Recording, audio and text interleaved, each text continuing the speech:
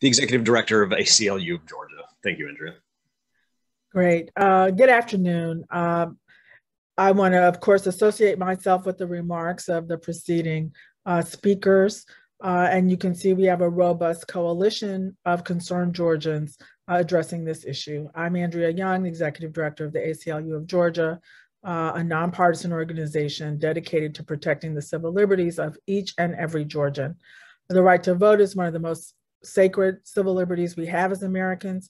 We believe voting should be easy for every citizen, and each vote should count the same. Fair maps are crucial to assuring that every vote counts equally. We're very concerned about the fair maps, and you've heard those points made quite eloquently. It's also important that this process be transparent. The public is entitled to see the criteria used to draft maps and provide substantive feedback for all the reasons that you have heard.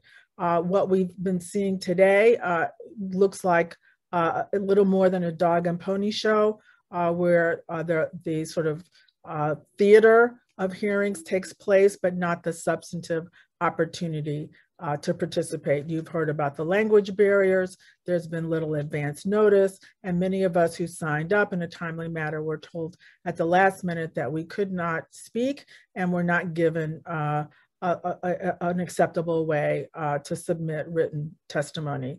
It's so important that fair maps that the voices of people of color are heard in this process.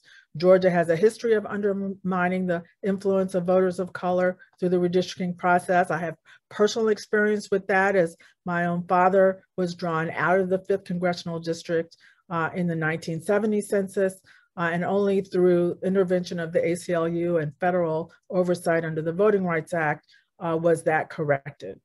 Georgia of 2021 is even more diverse than the Georgia of 50 years ago.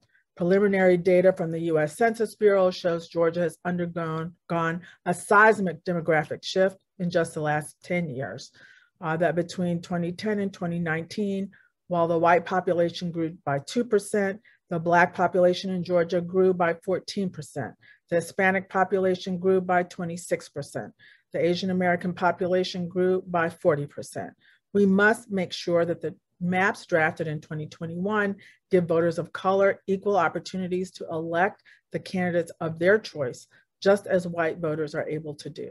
We must fight to ensure that the redistricting, and we will fight to ensure that the redistricting process is open, fair, and inclusive, because the future of voter rights in Georgia depends on it. Thank you.